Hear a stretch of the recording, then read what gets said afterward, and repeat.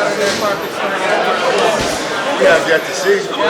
Ultimately, the fight will tell, but I'm prepping and I'm training as if it's the fight of my life. What a mistake, sir, for the winner. We've heard about Brooklyn and the belts and what have you, but I think the winner gets talked about as, you know what, if you do it right, if you do it well, someone who should naturally fight Triple C.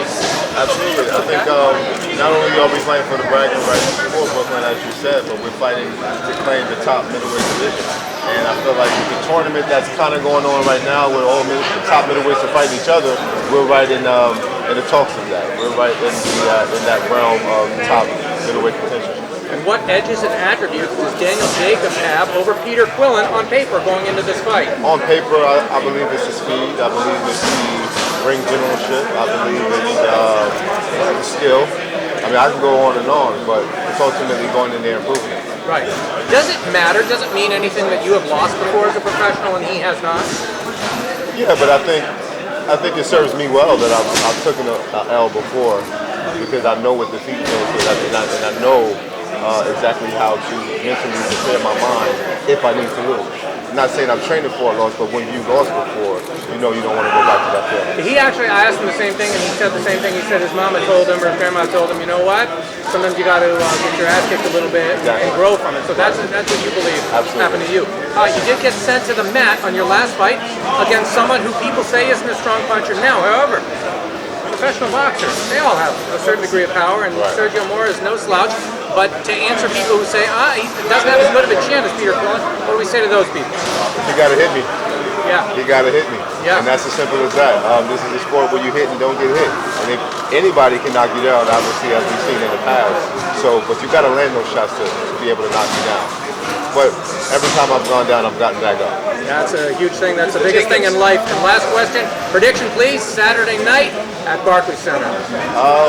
My prediction, obviously me having my hand raised in victory. How would that hand be raised in victory, whether it's knockout or decision, we have yet to see. I'm just going to go in there and do my best. Good stuff. Mr. Jacobs, how's this camp different from the other camp that you were in? This camp is different because I've had a pre-camp. And we had 3 weeks with just my strength and conditioner getting in shape so we can get in shape and get ready for camp. So we had I believe, when it's all said and done, we would have had a 10-week camp. And it's been a long journey, but mentally I feel like I'm strong and physically my body is where it's at. I'm on weight, I'm not struggling, I'm healthy. I had a nutritionist on board, so we hired everybody to make sure that there's no excuses and that we can get the best of everything.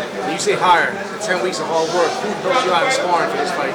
We had a lot of different guys. I won't mention the guys by name, but we had tons of different guys that helped us out, come from all over and just give us work. And I'm grateful for it, but it's not really hard to find a lot of guys that can emulate Peter Quillin. Now Sergio Mora is a different story. He's a tricky guy, but Peter is one of those guys where it's not really hard to emulate his style. As we know, it's gonna be the boxer versus the puncher. How's your Texans coming in on this one? Boxer versus boxer puncher.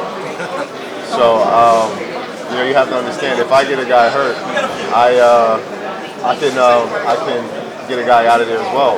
So the punching power is there, and I believe I have more knockouts than Peter Quillin. I don't know what that means. I don't know if that means anything to the public, but I'm going in there and do it best. And if it's best to serve me to use my boxing skills over going in there and try to power punch a guy, then I'll do that. Jacobs, a couple last words to the fans worldwide. Thank you for the support. Saturday night, Brooklyn is going to be in effect, and we won't disappoint. Thank you. You and Kid were at the Nets game together. Have you guys had any words in between training camps, or is it just, you do those pop-up things and, like no words are spoken? How is it between you guys when you see each other in a public forum like this? It's very cordial. Obviously, mentally right now we're preparing for war, so it's really not too much chit-chat going on. It's just we come and do our job. We might see each other, we say hello, and that's it. But we're going to kill each other, man. It's like if I want to kill you right now, I wouldn't want to talk to you, man.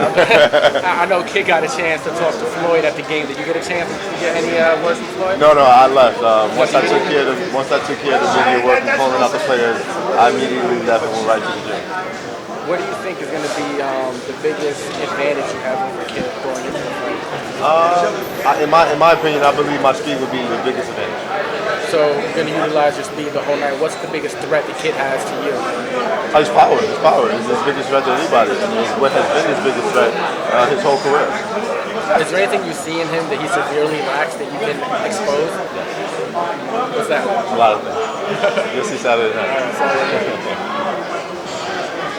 Danny, you were born in Brownsville. What's changed about Brooklyn since you first remember it over the years? A lot. Brooklyn is definitely has come into its own. Brooklyn is a tourist spot now. We never thought Brooklyn would ever be a tourist spot, and there's so many different ethnic backgrounds that come and live in Brooklyn. It just changed the culture. Well, it still has the same culture, but it changed the atmosphere, and it's a beautiful thing. I love Brooklyn. I'm proud to be from Brooklyn, but I'm definitely happy to say I'm from Brooklyn nowadays. Do you resent this being a battle of Brooklyn, even though you're based here and kid is ultimately a transplant? Do you resent that at all? Or are you okay with him adopting Brooklyn? No, I don't resent that. This is New York. Like I've said before, we open people with open arms, no matter where you're from.